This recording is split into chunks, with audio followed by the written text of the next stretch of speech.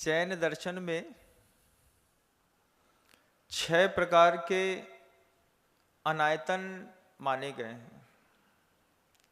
आप लोगों को भी पता होगा, कुदेव, कुधर्म, कुशास्त्र, 3 अनायतन तो ये हो गए और 3 अनायतन और हो गए उनको मानने वालों के। ऐसे 6 अनायतन होते हैं और आचार्य बार बार एक ही बात कहते हैं, इन 6 अनायतनों का त्याग करो। कुदेव, कुधर्म, कुशास्त्र और उनको मानने वाले। बहुत देर बाद मुझे जीवन के कई साल निकल गए, उसके बाद ये बात समझ पे आई कि कुदेव, कुधर्म और कुगुरु, इनको छोड़ना तो सरल बात होती है। हम दूसरा अनायतनों की सेवा नहीं करते, हम दूसरे अनायतनों के शास्त्र नहीं पढ़ते, हम उनके गुरुओं के पास नहीं जाते। कुदेव, कुधर्म और कुगुरु को छोड़ना सरल बात होती है, लेकिन उनके मानने वालों को छोड़ना बहुत कठिन होता है। आप देखिए इस बात को, हम मांस नहीं खाते लेकिन मांसाहारी व्यक्ति के साथ रहते हैं। हम पाप नहीं करते लेकिन पापी व्यक्ति के साथ रहते हैं। हम मिथ्यात्व का सेवन नहीं करते लेकिन मिथ्या दृष्टि लोगों के साथ रहते हैं। अगर गौर से इस बात को दृष्टिपात किया जाए, मुझे खुद इस बात को समझने में कई साल लग गए। पढ़ा तो कई बार कि 6 अनायतन त्यागो, 6 अनायतन त्यागो, लेकिन उस पर जो गंभीर दृष्टि गुरुदेव की गई, उस दृष्टि को मेरे अंतर मन में आने तक करीब 14 साल लग गया। आप भी देखिए अपने जीवन में, मैं मानता हूं आपने कभी किसी भी धर्म का कोई भी शास्त्र उठा करके आज तक नहीं पढ़ा होगा। आपने किसी गुरुओं के पास जाकर के कभी उनकी सेवा नहीं करी होगी। कभी कभार आप लोगों ने कभी किसी कोई बाबा के पैर पढ़ लिए हों, सो बात अलग है, लोग व्यवहार निभाने के लिए, फोटो खिंचाने के लिए। बड़ा अजीब सा माहौल रहता है। किसी मंदिरों में कभी घूमने के निमित्त से गए होंगे, लेकिन पूजा के निमित्त से मंगलवार जरूर दिखाई दिया होगा। कई लोगों को शुक्रवार दिखाई देता है, कई लोग होते हैं अलाव कूद जाते हैं, देखा है मेरी आंख का। लेकिन मैं इन 3 की बात ना करके उन 3 की बात करता हूं जिन 3 का साथ हम कभी छोड़ नहीं सकते। देवशास्त्र, कुधर्म, कुदेव, कुशास्त्र को तो हम छोड़ सकते हैं, लेकिन इनके मानने वालों के बीच में हमको जिंदगी भर रहना पड़ता है। और हमको ऐसा लगता है कि उनके मानने वालों के बीच में रहने पर उनका कोई प्रभाव हमारे ऊपर नहीं पड़ता, तो यह गलत बात है। एक मांसाहारी व्यक्ति की मानसिकता, एक मांसाहारी व्यक्ति की सोचने की शैली, शब्द की शैली, इन सब चीजों का हमारे ऊपर असर पड़ता है। हम धीरे धीरे उन लोगों के साथ रहते रहते रहते उन लोगों की बात में अपनी बात मिला करके एक अलग शैली विकसित कर लेते हैं। एक शब्द आचार्यों ने संस्कृत में लिखा, कन्या। आप लोगों ने भी कन्या शब्द तो सुना ही होगा।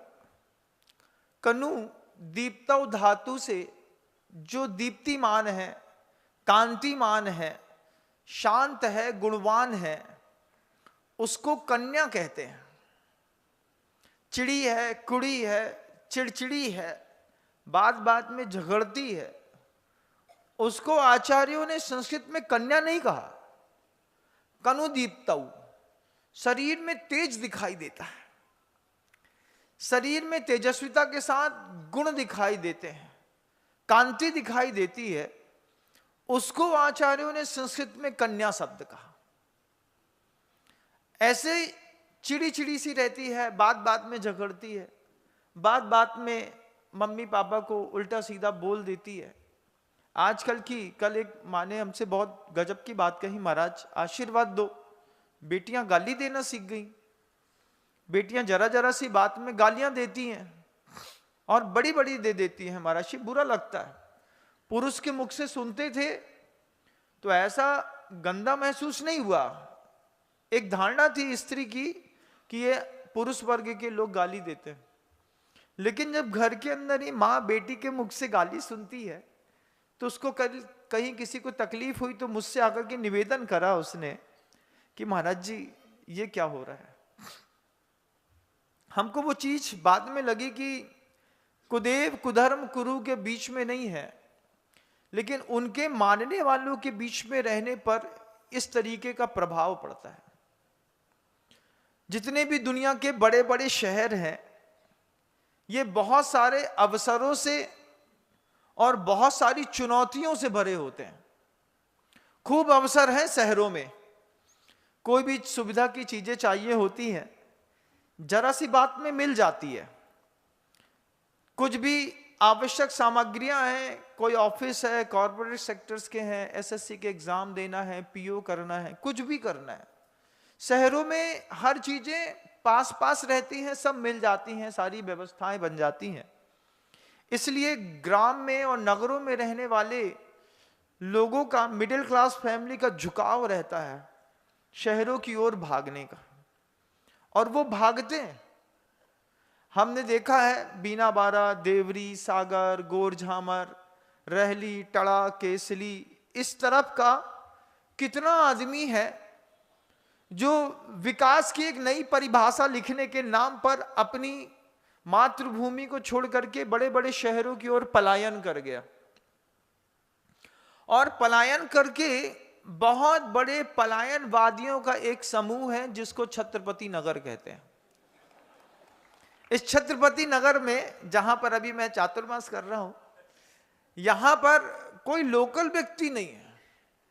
एक टड़ा वाला है, एक मुंगावली वाले हैं, एक केसली वाले हैं, एक सिहोरा वाले हैं, एक जबलपुर वाले हैं। हम शाम को बैठे बैठे सोच रहे थे यहां का लोकल भी कोई है कि नहीं। बोले वो बात नहीं महाराज, बस अभी कल मिले एक जनाब, बोले महाराज सब बेच करके इंदौर शिफ्ट हो गए। हमने कही बड़ा अच्छा किया। बोले वहां पे कौन है? बोले एक मकान है महाराज जी, किराए से चल रहा है। वो मकान मंदिर के सामने था और अब ऐसे विधर्मी को दे दिया जिसके कारण जो है खुशबू बदबू में परिवर्तित हो गई। पैसा कमाना था, ये बात भूल गए कि मंदिर के सामने की प्रॉपर्टी हम किसी भी अजैन को नहीं देंगे।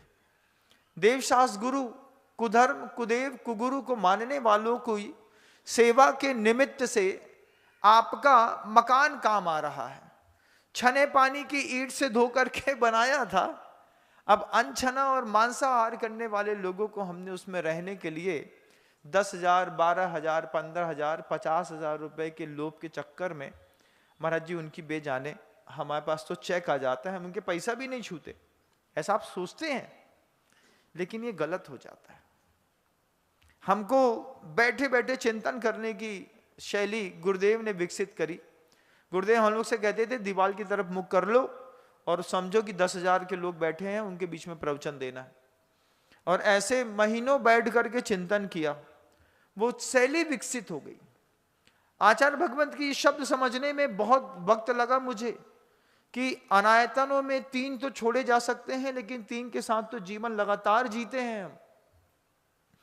इन्हीं के बीच में बेटियां जीती हैं, इन्हीं के बीच में बच्चे धीरे धीरे बड़े होते हैं। जब छोटे छोटे गांव में, नगरों में बेटियों को सुविधाएं नहीं मिलती, पढ़ने की व्यवस्थाएं नहीं मिलती, अच्छे शिक्षक नहीं मिलते, तो वो चुनौतियों भरे शहरों में प्रवेश करती हैं। शहर में जितने अवसर होते हैं उतनी ही चुनौतियां होती हैं। शहर उतना जहरीला भी होता है बंधुओं। दुनिया भर के जो बेटियां शहरों में आना चाहती हैं, इंदौर में, भोपाल में, बेंगलोर में, अहमदाबाद में, बंबई जाना चाहती हैं, जितने अवसर हैं उतनी चुनौतियां भी तो हैं, उतना जहरीला शहर है। शहर का जहरीलापन क्या है कि पूरा का पूरा शहर के एक एक व्यक्ति सेल्फ सेंट्रलाइज्ड होते हैं। उनको सिर्फ अपने आप से मतलब होता है, किसी और से मतलब नहीं होता। गांव में एक दूसरे को सबसे मतलब होता है। छोटा सा मोहल्ला होता है, किसी के घर में गमी हो जाती है तो 10 घरों से पूड़ी, अचार, पापड़, सब्जी निकल करके उस घर में पहुंच जाती है। लेकिन शहरों में ऐसा नहीं होता। शहरों में निर्दयता इतने चरम पर रहती है कि जला करके आते हैं, कढ़ैया चढ़ाते हैं, अपने लिए पराठा बनाते हैं और खुद खा लेते हैं। क्यों? कौन देगा, कौन करेगा? भावनात्मक रूप से शून्य सहिष्णुता वाले शहर में हम अपने घर का एक गुलाब विकसित होने के लिए स्थापित करते हैं। जब तक बेटी किसी की नजरों का विषय नहीं बनती, तब तक तो बेटियां माता पिता की कस्टडी में रहती हैं। लेकिन जब आपकी अबोध बच्ची किसी की नजरों का विषय बनने लगती है, उस वक्त पढ़ाई के नाम पर जब हम बच्चियों को शहरों में भेजते हैं, शहर में इंदौर है, भोपाल है, बेंगलोर है, पूना है, सिम्बायोसिस में एडमिशन करा देते हैं। जवान बच्ची का 19-20 साल की बच्ची का एडमिशन करा दिया। महाराज जी ये यूपीएससी के एग्जाम देने के लिए जीतों में चली गई, बहुत अच्छी बात थी। लेकिन कोई और जब इंस्टीट्यूट में जाकर के आपके बच्चे 20 साल की उम्र में पढ़ाई के बहाने घर से निकलते हैं, आपको घर से बाहर भेजते वक्त इस बात का विश्वास रहता है, क्योंकि बच्ची 16-17 साल आपके साथ रही है। 17 साल आपके साथ रही है तो आप अपने बच्ची की हर एक्टिविटी को जानते हैं, उसके अबोध पने को जानते हैं। लेकिन आपकी बच्ची के अबोध पने को क्या वो शहर भी जानता है क्या? उस शहर को पता है कि ये बच्ची कितनी सीधी और सरल है? जहरीले शहर है, लेकिन अवसर बहुत है, चुनौतियां भी बहुत हैं। जब बच्चियां धीरे धीरे करके शहर में दूसरे लोगों के बीच में रहती हैं, उठती हैं, बैठती हैं, उनका मेंटल फेम चेंज हो जाता है। हमारे पास ऐसी कई बेटियां हैं जो कहती हैं कि हम इस शहर में अब जीवन भर रहेंगे। छोटे छोटे गांवों से निकल के आई पढ़ाई के बहाने, पढ़ लिया, लिख लिया, अब छोटे से कमरे में रहती हैं। शहर ने उनका मेंटल फेम चेंज कर दिया। शहर ने सिखा दिया है अब हम इंदौर छोड़ करके कहीं नहीं जाएंगे, अब हम भोपाल छोड़ करके कहीं नहीं जाएंगे, अब हम बेंगलोर छोड़ करके कहीं नहीं जाएंगे। माता पिता को उम्मीद नहीं थी कि हमारी बच्ची का मेंटल फेम यहां से वहां 4 साल में चेंज हो जाएगा, क्योंकि वहां जाने पर जो एक मेंटल फ्रीडम मिला, उस मेंटल फ्रीडम के मिलने के बाद पूरा का पूरा फेम चेंज हो गया, पूरी साइकोलॉजी चेंज हो गई। बच्चे भ्रूण हत्या को अंतर्मन से स्वीकार कर चुके। जहां पानी की बिलछानी गिर जाने पर गुरुओं से प्रायश्चित लिया जाता था, वहां पर जवान बेटियां अगर पेट में रिलेशनशिप के दौरान कोई बेबी आ गया है तो जाकर के अबॉर्ट कराने में उनको बहुत ज्यादा तकलीफ नहीं है। गुरुदेव हमेशा कहते थे इस बात को, पुण्य हो या पाप, एक कदम बस आगे बढ़ाओ, फिर सब सरल लगने लगता है। हर चीज बिल्कुल सरल हो जाती है, एक कदम बस आप आगे बढ़ा करके देखिए। पाप के में एक स्थिति में एक कदम आगे बढ़ाइए, आपको पाप बिल्कुल सरल लगने लगेगा, पुण्य भी बिल्कुल सरल लगने लगेगा। बंधुओं, बेटियां जवान होती हैं, निकलती हैं छोटे छोटे गांव से, छोटे छोटे नगरों से, बड़े बड़े नगरों में, शहरों में, जहां पर जरूरतें होती हैं वहां पर आती हैं, लेकिन मेंटल फेम पूरा चेंज। कितनी चुनौतियां हैं एक बेटी को शहर में रह करके पढ़ाना, कितनी चुनौतियां हैं एक बेटी को जिस फेम के साथ वो वहां से निकली है उसी फेम के साथ वापस अपने घर तक वापस बुलाना। आपको लगता है ऐसा लगता है बेटियां जिस भाव के साथ घर से छोड़ी जाती हैं वो चीज लेकर के वापस आती हैं, प्रतिक्रियावादी हो जाती हैं बेटियां। बेटियां इतनी प्रतिक्रियावादी हो जाती हैं कि हर चीज पर आर्गुमेंट्स। बेटियां जो होती हैं वो शहरों में आकर के अपने लक्ष्य का परिवर्तन कर चुकी होती हैं। सोच करके आई थी एमबीए करेंगे, सोच करके आई थी कि यहां पर आकर के अच्छी जॉब करने के बाद माता पिता की सेवा करेंगे, घर को मेंटेन करेंगे, और फिर धीरे से वही बेटियां जो होती हैं वो अपनी बात करती हैं। अपनी बात करने के साथ फिर उनको एक बात की चिंता होती है कि मुझे सिर्फ अपना देखना है। ये सेल्फ सेंट्रलाइजेशन हमारे माता पिता ने सोचा नहीं था, लेकिन हो गया। इस सेल्फ सेंट्रलाइज करने के लिए जहरीला शहर भी जवाबदार है।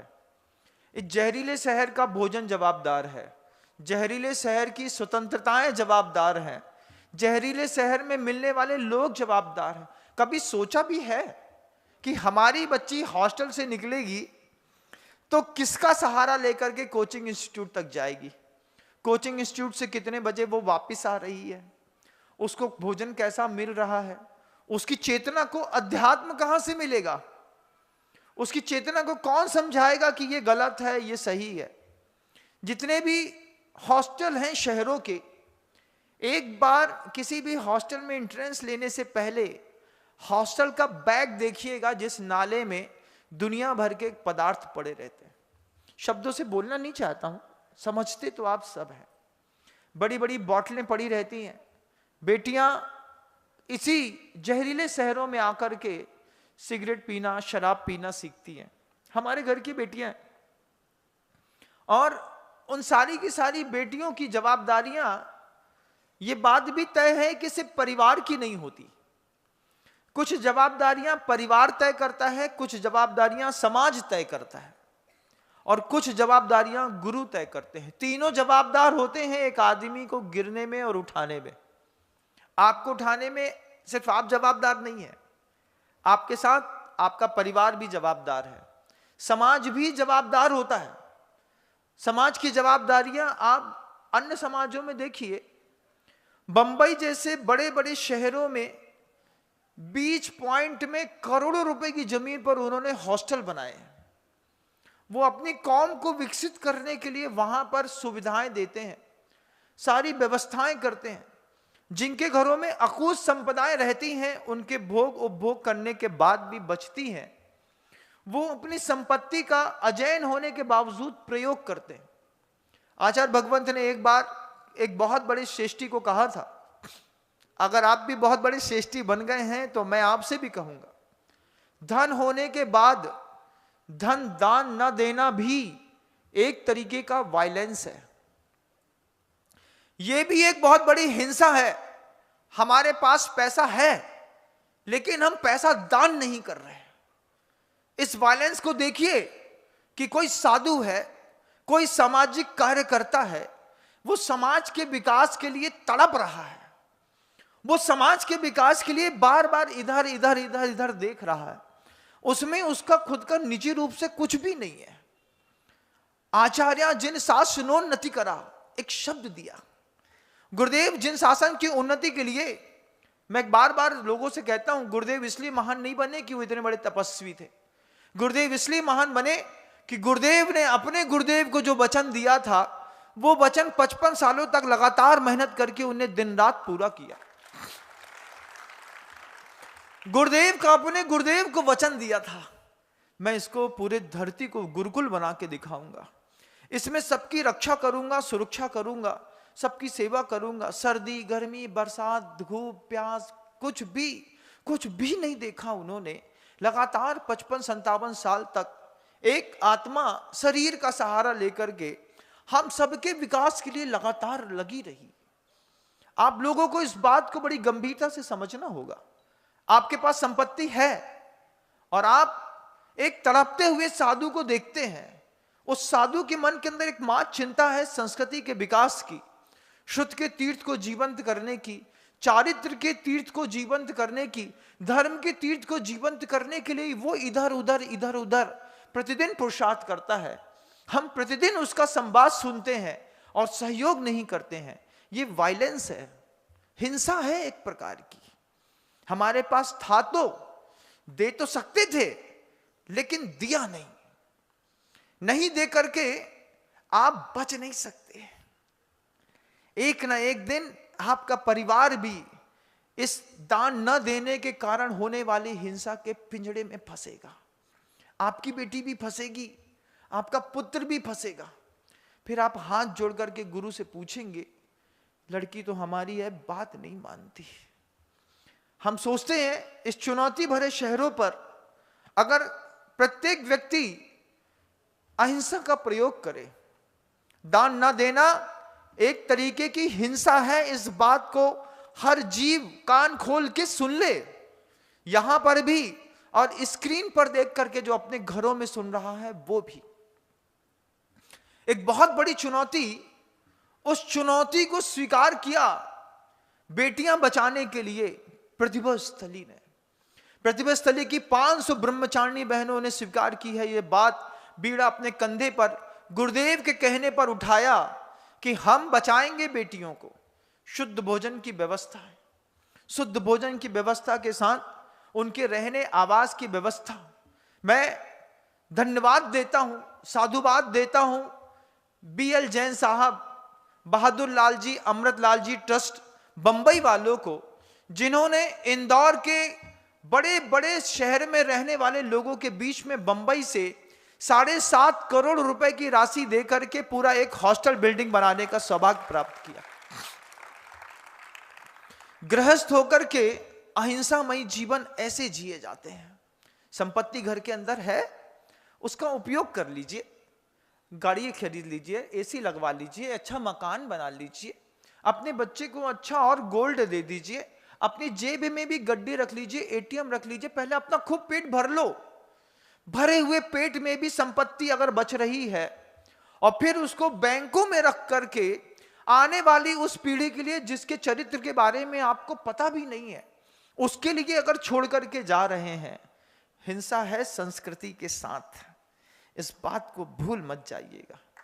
अगर अभी तक पता नहीं था और आप दान देने से चूकते थे, लोभ आपको परेशान करता था, अरे नहीं तो भाई कोई दूसरा दे देगा, दूसरा कैसे दे देगा हमको, आप तेरे पर तार ही, ऐसे श्री ऋषि राज अभी शब्द सुने थे आपने।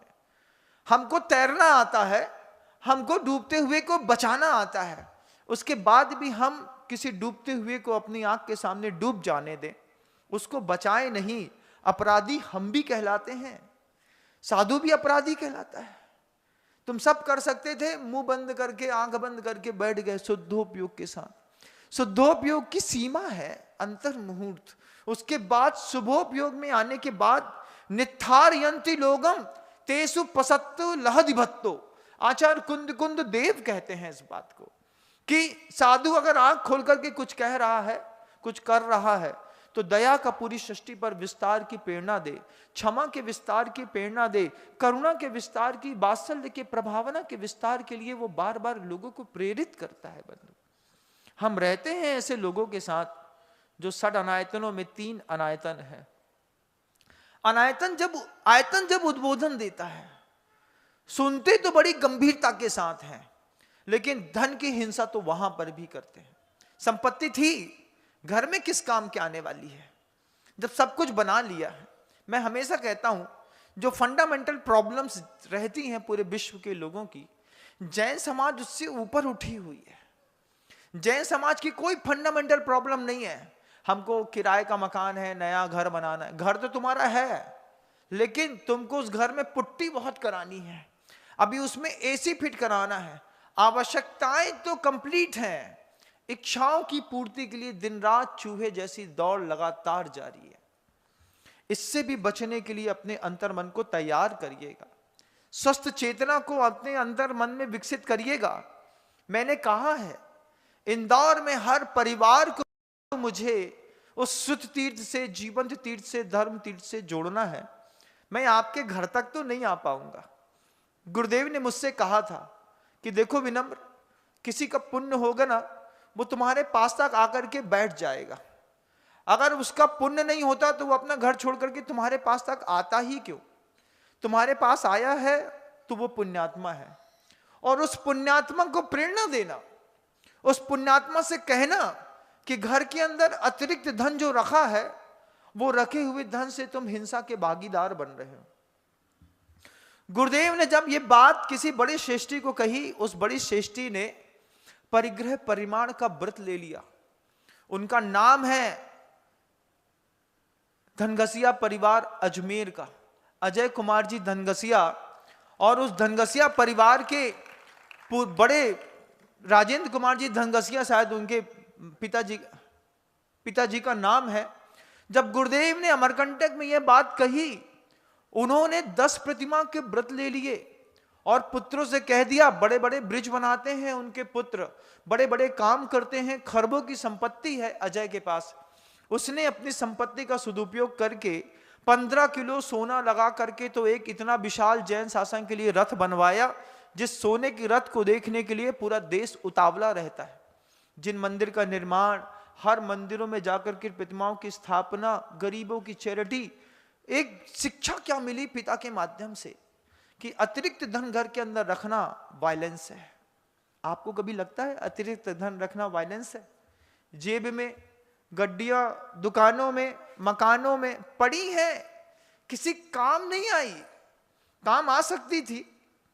आप विचार कर सकते थे कि विनम्र सागर जी महाराज इधर उधर इधर उधर इधर उधर, आप पुरुषार्थ मेरा देख तो रहे हैं ना, देख रहे हैं।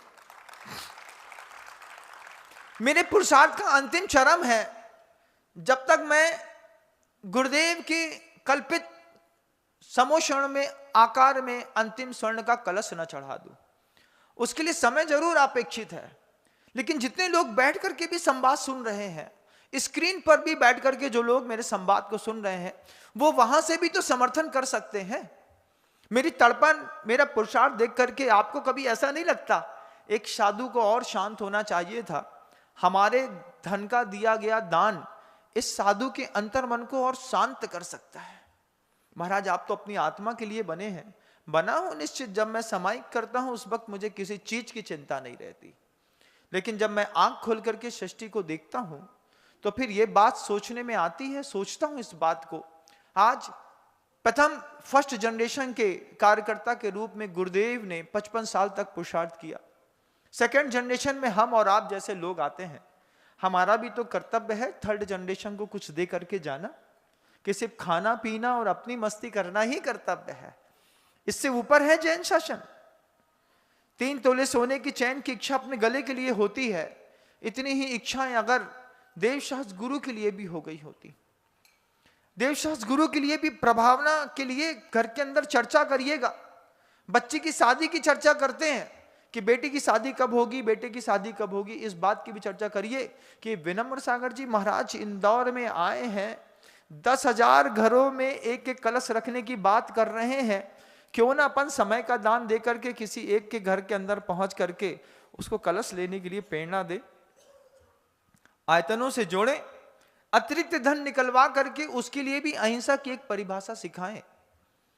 चुनौतियों भरे शहर में प्रतिभा मंडल की बहनों ने जो एक संकल्प उठाया है, उनको पता है कि बेटियों को कैसे तैयार करना है कि वो जमाने में रह करके जमाने से लड़ भी सके, अपना सील सुरक्षित रख सके। प्रतिभा प्रतीक्षा इंदौर में एक ऐसा पावन पवित्र प्रकल्प है बंधु, जहां पर दुनिया भर से कोई भी बेटी अगर इंदौर में आ रही है, जैन हो, अग्रवाल हो, माहेश्वरी हो, सिर्फ जैन तक सीमित नहीं हूं मैं, मुझे जात से नहीं बंधना, मुझे अहिंसक समाज के पोषण करने के लिए व्यवस्था बनानी है। अगर अग्रवाल हमारे अहिंसक हैं, भाई हैं हमारे, माहेश्वरी हैं, जैन हैं, जिनकी बेटियां दूर दूर से आती हैं, कहां रखते हैं वो बेचारे? एक कमरे में 15,000 रुपए का एक बेड दिला दिया, कॉमन बाथरूम दे दिया, वहां पर एक टिफिन सेंटर वाला कोई मिल गया, वो भी अनायतन से भी है, मांस का त्याग है हमारे, लेकिन मांसाहारी व्यक्ति के हाथ का बना खाते हैं। वो पता नहीं क्या बना करके देता है, कहाँ की ग्रेवी देता है, कैसे आलू बैगन भटा की सब्जी खिलाता है। बच्चे कितने परेशान, रोज शाम को बैगन की सब्जी खानी पड़ती है, आलू की, कितनी प्रॉब्लम्स हैं। उस प्रॉब्लम का सॉल्यूशन गुरुदेव ने दिया। इंदौर शहर के अंदर प्रतिभा प्रतीक्षा एक ऐसा संस्थान, एक ऐसा हॉस्टल खड़ा किया जिसमें देश में कोई भी बेटी आती है तो वो प्रतिभा प्रतीक्षा में रह करके शुद्ध सात्विक भोजन, मंदिर, पढ़ाई, उसके ऊपर गवर्नेंस, वो जो बहनें उसको संभालती हैं, संभालने वाली बहनों की जवाबदारी रहती है, जब बेटियां घर से बाहर निकलती हैं हॉस्टल से, तो पेपर पर रजिस्टर पे लिखना पड़ता है डिपार्चर टाइम का और आने का, इनकमिंग और आउटगोइंग का। उसके पीछे बहनें हाउ एंड वाई लगाती हैं, कितना लेट आप कैसे हो गए। उस हॉस्टल के कैंपस के सामने गार्ड्स लगे हैं, कोई भी लड़का इधर उधर घूम नहीं सकता, पीपी बजा नहीं सकता, बेटियां बाहर देख नहीं सकती। कितना मानसिक संतुलन रखते हुए बेटियों को पढ़ाने की जवाबदारी बेटी आपकी, पढ़ाने की जवाबदारी किसी और ने ली। उसको क्या मिलता है बताओ।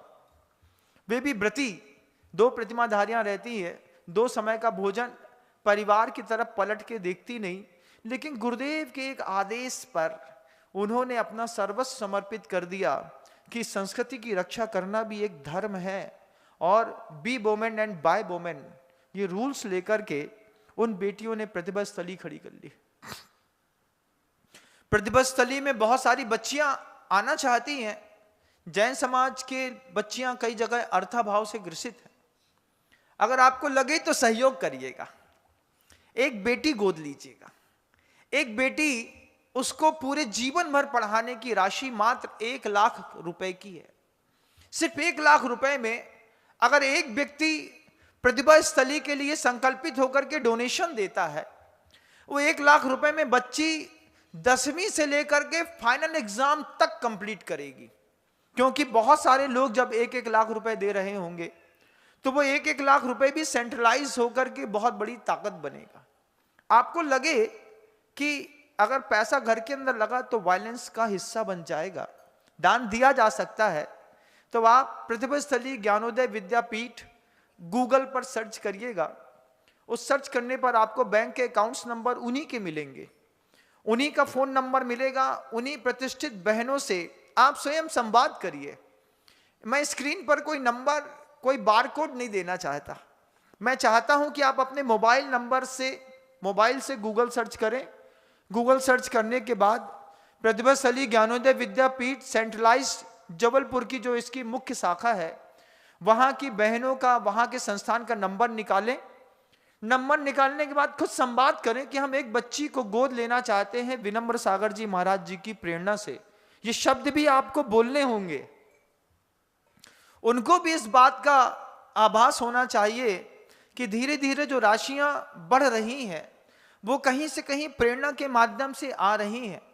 और 1-1 रुपए का प्रयोग सोचो, 10वीं क्लास में कोई बच्चे की एंट्री हुई है, आपका 1 लाख रुपए 10वीं, 11वीं, 12वीं के बाद उसकी पीजी करा करके उसको एक हॉस्टल से कंप्लीटली सात्विक रूप से, सहजता से बचा करके, निकाल करके अगर लाने में सामर्थ्य बनता है। मैं नंबर स्क्रीन पर तो नहीं दूंगा, लेकिन ये जरूर कहूंगा कि मोबाइल में गूगल में सर्च करिएगा, ज्ञानोदय विद्यापीठ, प्रतिभा स्थली ज्ञानोदय विद्यापीठ जबलपुर। सर्चिंग करने पर आपको address, mobile number, barcodes, accounts number सब मिलेंगे। आपको लगे कि मदद करना चाहिए तो करिए, और लगे कि नहीं करना चाहिए तो आप स्वतंत्र हैं बिल्कुल। लेकिन वे साधिकाएं, वे बेटियां, वे ब्रह्मचारिणियां अपनी जवाबदारियां निभा रही हैं। आपकी भी एक जवाबदारी बनती है। जब कोई कन्या सेल्फ सेंट्रलाइज होकर के किसी और व्यक्ति के साथ भागती है, हम उसकी चर्चा तो करते हैं, लेकिन अपना वो अपराधीपना नहीं देख पाते हैं। वक्त रहते सही हॉस्टल पर, सही स्कूल पर, सही संस्थान पर, सही भोजन के साथ, सही नजरों के नीचे अगर रखा गया होता, तो आज हमारी बेटी के साथ ऐसा ना होता। अगर आपको लगता है वो बेटी है, किसी की गोद में है, किसी की पेट में है, किसी की बेटी 4थी पढ़ रही है, किसी की 3री पढ़ रही है, किसी की 2री पढ़ रही है, आप चाहें तो आज अपने गोदी में खेलने वाली बेटी के नाम पर भी एक अमाउंट आज से जमा करेंगे। 10th क्लास के बाद पूरी की पूरी जवाबदारी इंदौर जैसे शहर में, भोपाल जैसे शहर में मैं खुद संभालने के लिए प्रतिबद्ध हूं। आप सेंट्रलाइज राशि वहां पे जमा करें।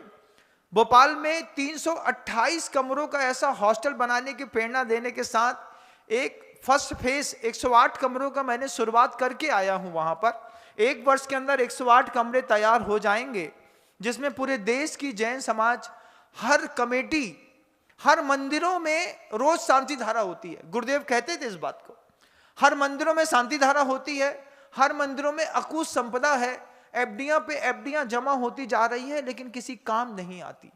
जो भी मेरी बात को सुन रहा हो, अगर मंदिर का अध्यक्ष मंत्री हो, अपने समाज की ओर से 1-5.5 लाख रुपए की राशि देकर के आप एक कमरा बनवाने का सौभाग्य प्राप्त करिएगा। भोपाल हबीबगंज जैन समाज की तरफ भेजिए राशि। वहां पर आपके समाज की बेटियां आएंगी तो सुरक्षित रहेंगी, वहां पर रह करके पढ़ाई करेंगी, उनके गवर्नेंस की व्यवस्थाओं के साथ मेडिकल की सुविधा, बाइक की सुविधा, पेपर फॉर्म भरने के लिए एक अटेंडर, बहुत सारे प्रकल्पों को तैयार करना है। बहुत सारे प्रकल्पों के लिए अभी जान डालनी है बंधुओं, हम सबकी जवाबदारी है, मेरी बस नहीं है।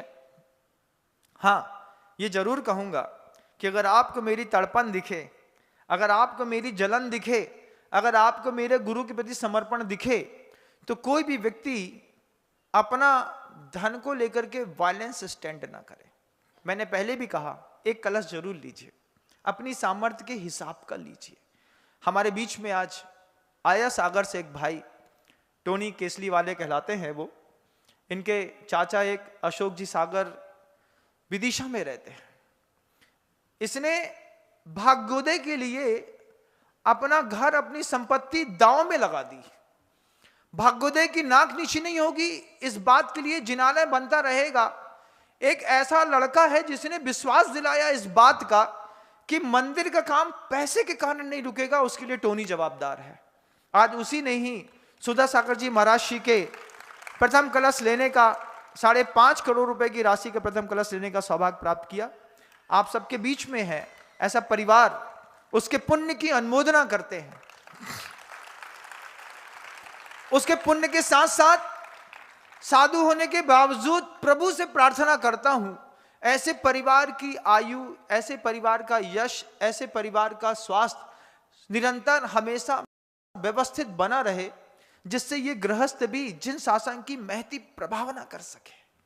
और ये भी चाहता हूं कि आप जैसे लोग भी अपनी सामर्थ्य का एक झंडा तो जरूर गाड़िएगा। जब कृष्ण जी ने पूरा गोवर्धन पर्वत उठा लिया था, फिर आवाहन किया था, आओ सब कोई एक छोटी छोटी डंडी लगा करके इस पर्वत को संभालो। उसके पीछे आशय था श्री कृष्ण जी का कि सबको इस बात का एहसास हो कि मेरे डंडे से ये गोवर्धन उठा है। मैं भी चाहता हूं, आज कृष्ण नहीं है बंधुओं, लेकिन कृष्ण जन्माष्टमी को पैदा हुआ एक आपके बीच में जरूर बैठा हुआ है। कार्यकर्ता बनना बहुत दुर्लभ होता है। आज आप सबके बीच में पुण्य है, सब कुछ बहुत अच्छा है। दूर तक गुवाहाटी, आसाम से लेकर के विदेशों तक अगर मेरा ये संवाद पहुंच जाए, आपकी चेतना झंकृत हो, आप प्रतिभा स्थली को बढ़ाइए बंधुओं। अभी 100 करोड़ रुपए से ऊपर की लागत के साथ प्रतिभा स्थली की 5-7 शाखाओं को व्यवस्थित करने की जवाबदारी गुरुदेव ने और उठाई थी। गुरुदेव का देह सूर्य नष्ट हो गया, वे अनंत की यात्रा पर आगे निकल गए, लेकिन गुरुदेव के प्रकल्पों में जान डालना अभी हमारी और आपकी जवाबदारी है। किससे कहूं इतनी बड़ी राशि के लिए, लेकिन छोटी राशि तो सहज संभाव्य है। आपको लगे कि अगर हमारे छोटे से दान से बहुत सारी बेटियों का और आगे आने वाले 100 साल तक प्रत्येक जैन समाज की बेटियों का सौंदर्य समर्पित संवर्धित हो सकता है। कहीं पर भी आप बैठे हो, 1 लाख रुपए की राशि आप प्रतिभा स्थली ज्ञानोदय विद्यापीठ जबलपुर का अकाउंट नंबर गूगल पर सर्च करिएगा, उनसे संवाद करिएगा, उनके अकाउंट पे भेजिएगा। उसकी भी जवाबदारी मेरी है। किसी भी राशि का दुरुपयोग नहीं होगा। बेटियों के मन में दी गई राशि बेटियों के काम आएगी, जिनायतनों के मद में दी गई राशि जिनायतनों के काम आएगी। शब्दों को विराम देता हूं। गुरुदेव श्री विद्यासागर जी महाराज श्री की जय हो। आप सबका पुण्यवर्धन बढ़े, ऐसी भावनाओं के साथ वर्तमान आचार्य परमेष्टि गुरुदेव श्री समय सागर जी महाराज श्री। बोलिए।